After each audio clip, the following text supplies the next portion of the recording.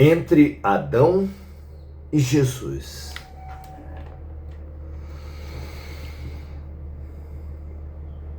Na literalidade, Adão tem sido enterrado para o nosso entendimento. Se fosse realmente o primeiro homem, Eva, a primeira mulher,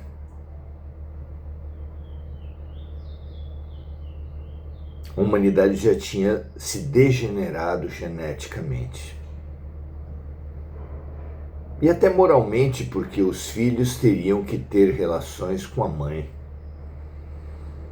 Só tiveram filhos homens. Mas o próprio texto bíblico fala que o tal primeiro homem, o filho do tal primeiro homem, o filho da tal primeira mulher, o terceiro, Sete, saindo dali, foi até uma cidade. Ou seja, não eram realmente, literalmente, o primeiro homem, nem a primeira mulher. Se não são literalmente, são simbolicamente. O que simbolicamente representam Adão e Eva? A revelação dos Espíritos é clara ao dizer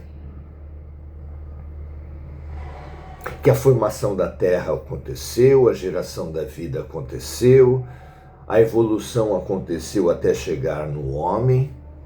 O homem primitivo veio realmente dos símios, mas imediatamente, antes veio de outros animais, de vegetais, de minerais, mas veio sim dos símios, dos macacos.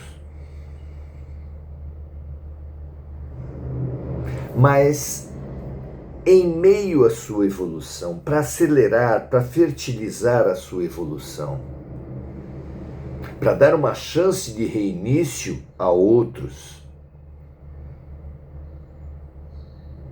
e para que esse reinício fosse fertilizado também com a ingenuidade, a pureza dos homens semi-animais, a Terra recebeu exilados de Capela, mas também de outros lugares, em enorme quantidade, que para reencarnarem na Terra precisou ser dado ao próprio corpo uma melhoria, um salto genético, o famoso elo perdido que a ciência não encontra no evolucionismo físico do homem. Assim se explica a cidade fora do núcleo familiar de Adão e Eva. Assim se explica Adão e Eva e o resto da humanidade. Assim se explica Adão e Eva morarem no paraíso, uma terra, um planeta, um mundo muito mais avançado que a Terra, de onde tiveram que sair pelo mau uso do conhecimento, pelo descumprimento das leis morais simbolizadas pelas ordens de Deus. Aí está. Era um mundo com muito maiores facilidades, muito menos tempo dedicado à sobrevivência, é assim que os mundos evoluem tecnológica e cientificamente. E saindo de lá, eles teriam que comer o seu pão com o suor do seu rosto, como foi falado por Deus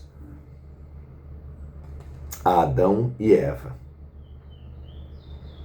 Tudo se encaixa de maneira perfeita. Adão e Eva simbolizam o nosso passado. Mas um outro enorme símbolo, também muito real, fundamental para a nossa evolução, é o Cristo. Simboliza o nosso futuro, é a nossa tropia, é a nossa busca essencial.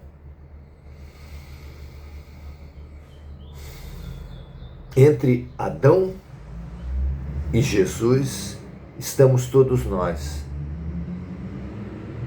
E Paulo de Tarso, na primeira carta aos Coríntios, capítulo 15, versículos 21 a 22, situa a humanidade exatamente nesse intervalo entre Adão e Jesus. Diz ele assim: porque assim como a morte veio por um homem, também a ressurreição dos mortos veio por um homem. Porque assim como todos morrem em Adão, assim também todos serão vivificados em Cristo. Muito interessante, não é? Claro que é tudo no simbólico, no que eles trazem, no que eles simbolizam, no que eles marcam na vida da criatura humana da Terra. Além disso, simbolizam essa morte e essa vivificação e essa ressurreição. Porque há dois movimentos fundamentais à mudança: a libertação do velho, a morte, e a abertura ao novo, a ressurreição.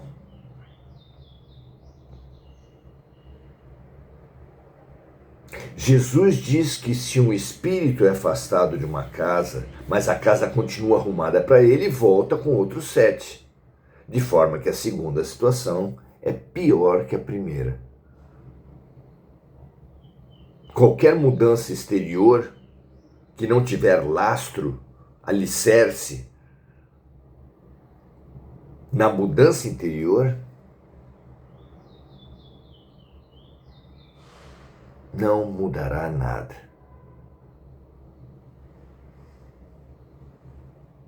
Mesmo abrir-se a luz sem querer encarar suas sombras, será inócuo. É verdade que o amor cobre a multidão dos pecados. Mas é preciso ter humildade para admitir esses pecados, essas faltas, essas lacunas, essas sombras. E boa vontade para superá-los. De onde virá esse amor? É uma bênção, uma graça, uma dádiva? Claro que não, uma conquista.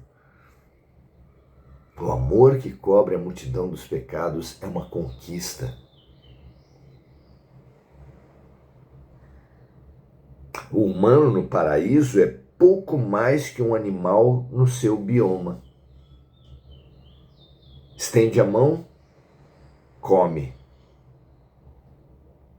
Estende os braços, se reproduz. Viver para sobreviver.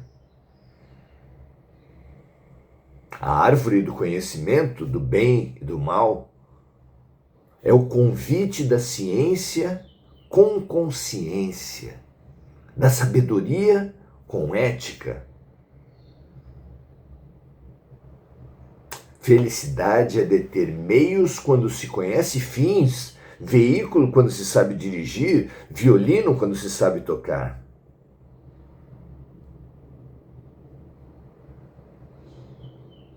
É do investimento dentro que se dá a realização fora. Nós todos, cumprindo a profecia do próprio Jesus, nós todos faremos milagres e ensinamentos como os do Cristo.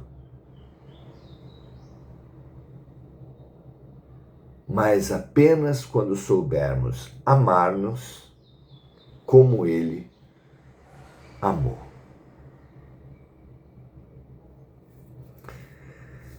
Graças a Deus, que essa trajetória seja trilhada por todos nós, com coragem e lucidez. Um grande abraço, até a próxima.